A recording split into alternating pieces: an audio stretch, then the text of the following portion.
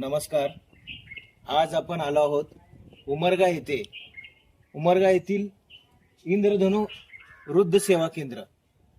आज इथं 75 वर्षाचे एक वृद्ध आजी, आपण त्यांना भेट घेतोय. त्यांच्यावर जो अन्याय झाला आहे, तो कोणता अन्याय झाला आहे ते आपण जाणून घेऊ.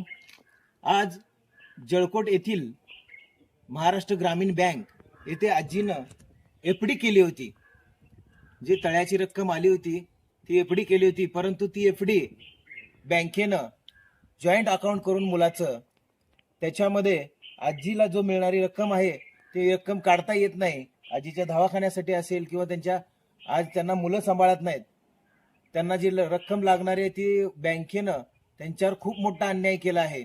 आज या वयामध्ये 75 वयामध्ये आजीवर एवढा मोठा अन्याय, त्यांचं स्वातंत्र्य आहे ते बँकेतून रक्कम बी सुद्धा काढू शकत नाही. त्यांच्या स्वतःची रक्कम, कष्टाची रक्कम, त्यांच्या पतीच्या निधनानंतर जे ह्यांना सहारा होता तो सहारा ते मुलं सुद्धा सांभाळत नाहीत.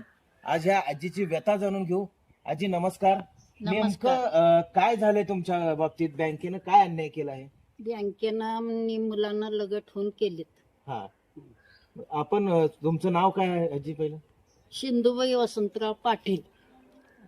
तर तुम्ही म्हणजे राहायला कुठं होतं, म्हणजे मूळ तुमचं गाव कोणतं? जळकोट पशी हंगरग. जळकोट जवळ हंगरगा गाव. तर मग तुम्ही बँकेत ही रक्कम कुठली होती काय? हे रक्कम माझं शेत तलावात गेल्यामुळं हे रक्कम भेटले. तलावात गेल्यामुळे शेताची म्हणजे रक्कम भेटली. भेटले. मग भेटल्यानंतर तुम्ही कोणत्या बँकेत ठेवलं होतं ती रक्कम? ग्रामीण बँकेत. ग्रामीण बँकेत शाखेत ठेवलेली होती रक्कम. मग ग्रामीण बँकेत जी रक्कम ठेवली होती, मग त्या ठिकाणी तुम्ही काढायला गेल्यानंतर रक्कम एफडी तुमच्या नावाने ठेवली होती का? हा, एफडी माझ्या नावाने. मग आज किंवा काल तुम्ही जेव्हा एफडी काढायला गेला त्यावेळी काय प्रकार घडला तुमच्यासोबत? एफडी काढायला गेलं तर जॉईंट आहे म्हटले. आम्हाला तर वळखू आलं, मुलांना केलंय. मग मुलाला त्यांचा तुमचा नेमका हिस्सा दिला नाही का आता पण? नाही, मी मुलाला आणि आमच्या मालकाचं सुद्धा पैसे काढून घेतले. म्हणजे मुलाला मिळाला होता हिस्सा?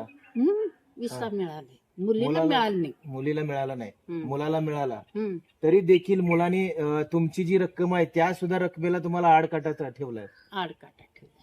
मग तुमचा मुलगा किती वर्षापासून तुम्हाला सांभाळत नाही? मला 15 वर्ष झालं सांभाळत नाही. म्हणजे तुम्ही त्या मुलाच्या घरी राहतच नाहीत?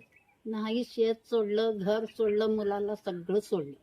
मुलासाठी किती एकर जमीन म्हणजे ठेवलेली आहे तुम्ही ते? आता बघा 14 एकर गेली आहे.